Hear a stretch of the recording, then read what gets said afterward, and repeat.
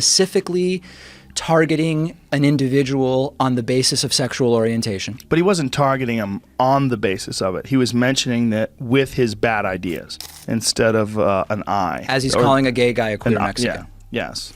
Yeah. I mean, in total, it's not crazy. No, it's so. But no, there's a. David Pakman just obliterated Joe Rogan's favorite MAGA talking point, and trust me, it wasn't even a fair fight.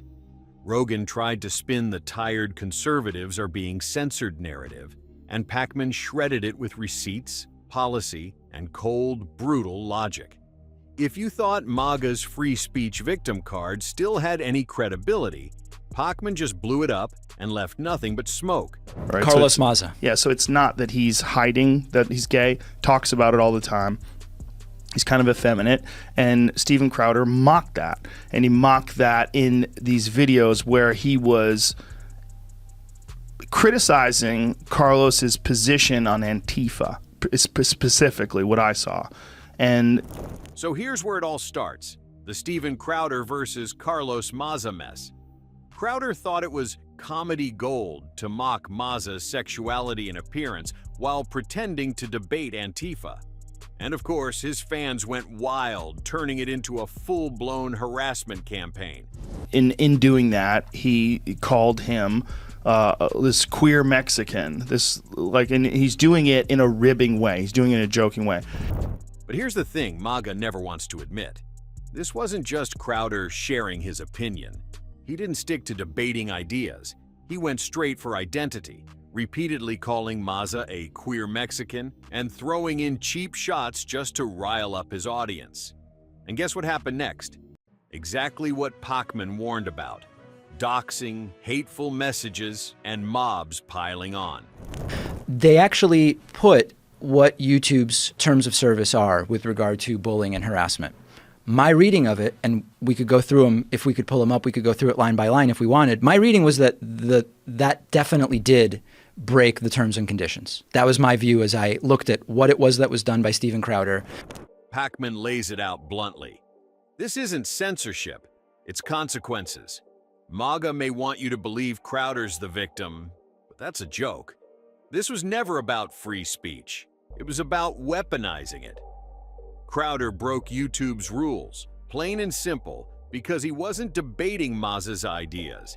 He was targeting who he is. Specifically targeting an individual on the basis of sexual orientation. But he wasn't targeting him on the basis of it. He was mentioning that with his bad ideas. And Pakman makes it crystal clear. There's a massive difference between challenging someone's ideas and tearing down who they are for cheap laughs. One sparks real debate. The other fuels hate, harassment, and chaos. And Pakman doesn't let Crowder hide behind the "it's just a joke" excuse.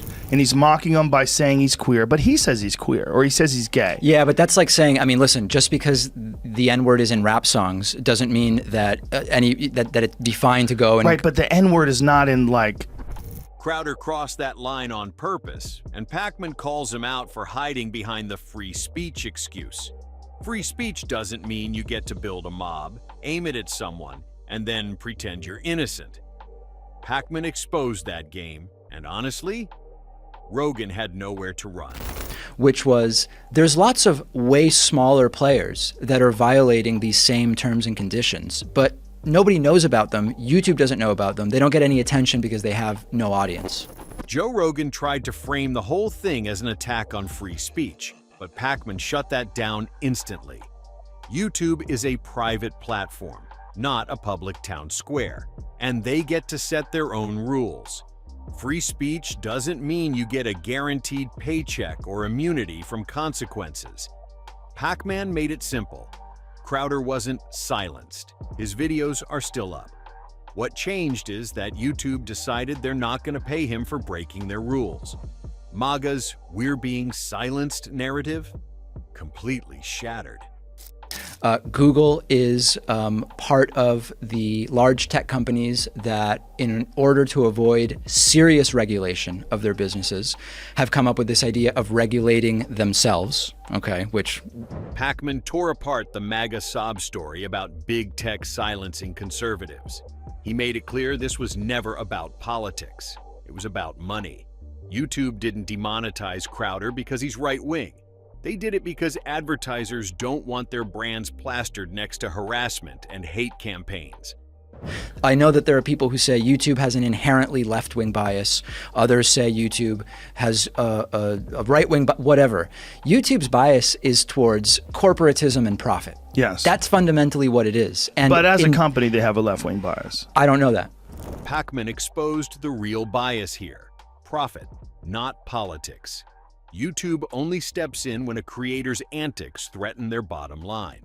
MAGA wants you to believe there's some grand left-wing conspiracy, but Pakman showed the receipts. Crowder lost revenue because advertisers demanded it, not because anyone cared about his ideology. You know, and especially when that guy wasn't even engaging with him, but he's making fun of him. He's a comedy show. He's mocking them. Joe Rogan kept falling back on the same tired excuse.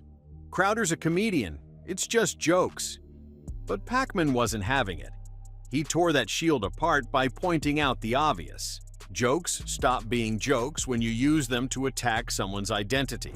The process of going after the argument, he mocked his sexuality and his appearance. I can assure you, if it was focused merely on how much of a problem Antifa is, this would not have happened. I mean, I think we both agree to that. For sure. Yeah. Pakman didn't sugarcoat it.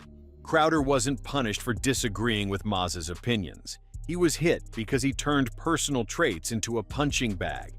That's not edgy, that's lazy, and no platform is going to bankroll harassment disguised as humor. Rogan tried to protect his buddy, but Pakman left that defense in ruins.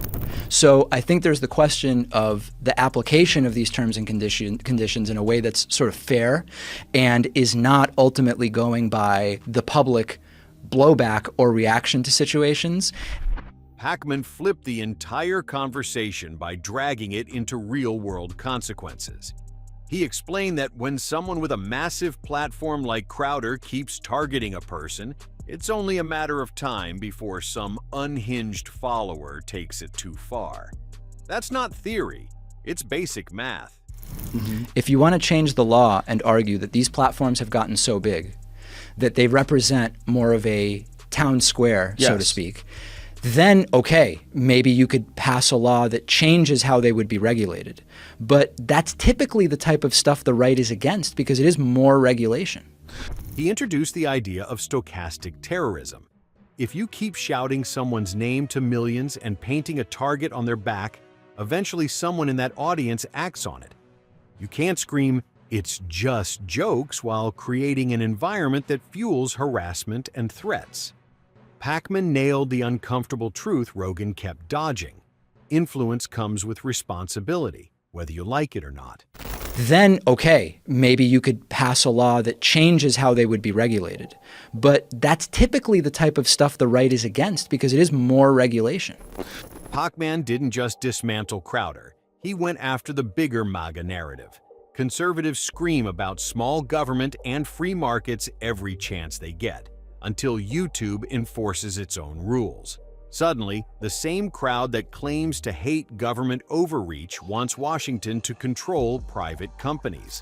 How exactly it is that the government would step in and mandate, essentially, that their view has to be listened to over the terms of service that a private company would wish to have. Pakman called it what it is, hypocrisy on full display. If they truly believed in free markets, they'd accept that platforms can decide who gets monetized and who doesn't. But instead, MAGA wants special treatment while pretending to be the victims. Pakman exposed the contradiction perfectly.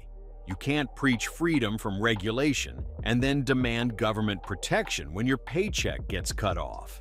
There's a difference, though, between Elizabeth Warren saying we should separate the social platform, Facebook, from the ad sales revenue-generating piece of it. That's one thing that falls under antitrust. Pakman crushed the idea that YouTube is secretly out to get conservatives. He explained the reality. It's not politics, it's business. YouTube's decisions are driven by advertisers, not ideology. The moment your content threatens ad revenue, you're a liability. There's a difference, though, between Elizabeth Warren saying we should separate the social platform, Facebook, from the ad sales revenue generating piece of it. That's one thing that falls under antitrust. Crowder wasn't demonetized because of his views. He became bad for business. Brands don't want their ads showing up next to identity-based attacks, and YouTube won't risk losing millions to protect one creator's jokes.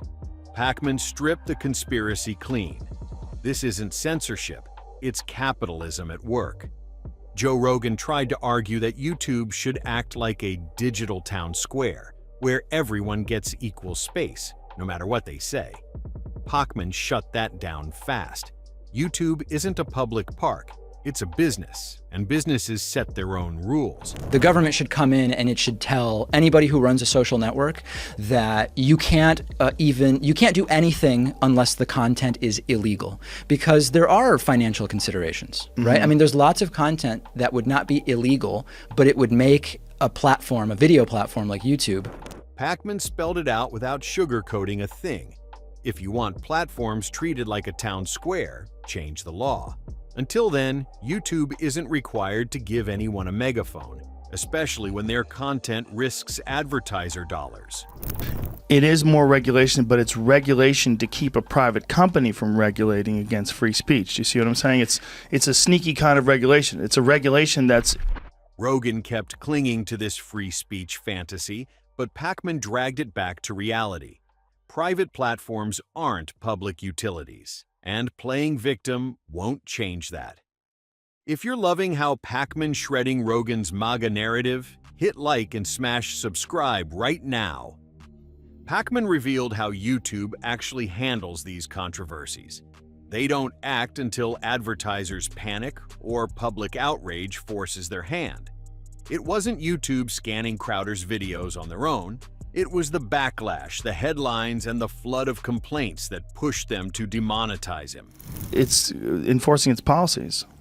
How so? I mean, they have just this particular issue. But this isn't a left-wing.